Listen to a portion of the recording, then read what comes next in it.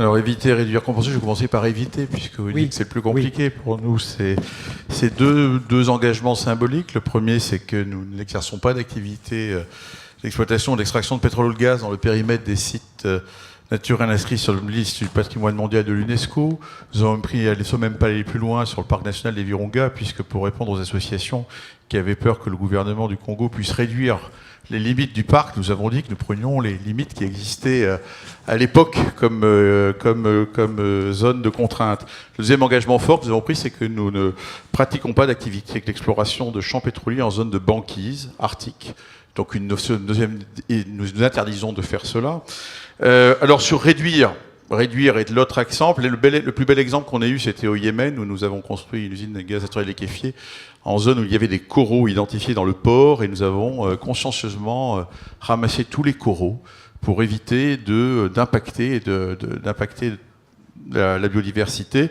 Réduire, c'est également aux îles Shetland, où il y a des zones de tourbière, où nous avons installé une usine, et nous avons collecté toute cette tourbière qui est stockée dans une pyramide des temps modernes que nous remettrons en place dans 30 ans quand nous aurons fini l'exploitation des champs aux îles Shetland.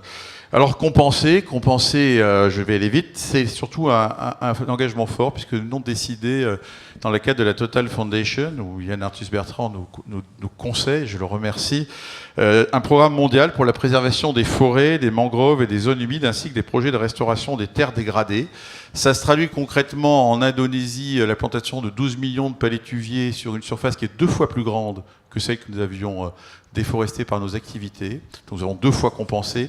Et puis, puisque tout le monde parle d'huile de palme, si j'en parle pas, je vais me faire siffler, nous sommes en train d'étudier avec un certain nombre d'ONG ce que nous pouvons faire en termes de réclamation, enfin de restauration de terres dégradées, puisque ça serait sans doute préférable que ces cultures se pratiquent sur ces terres dégradées-là.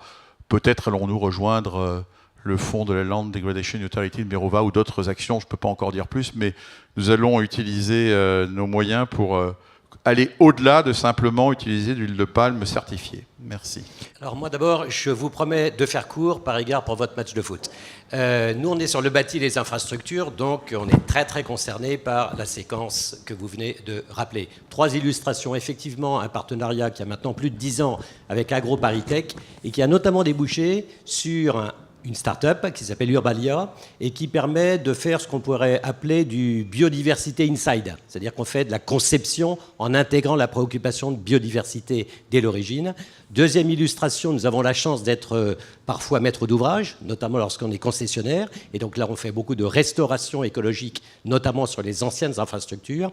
Et puis troisième illustration, c'est la diffusion et la sensibilisation auprès de tous les publics. Et là, auprès de nos collaborateurs, parce que chez nous, tout se passe sur le terrain et qu'il faut former le conducteur des engins. Et puis également beaucoup d'ouverture par rapport aux écoles et au public en général. Juste un point pour terminer, nous sommes présents dans 100 pays. La séquence, elle est évidente en France. Quand on va travailler à faire la même chose en Colombie ou au Pérou, on a une vraie responsabilité de diffuser ce genre de concept.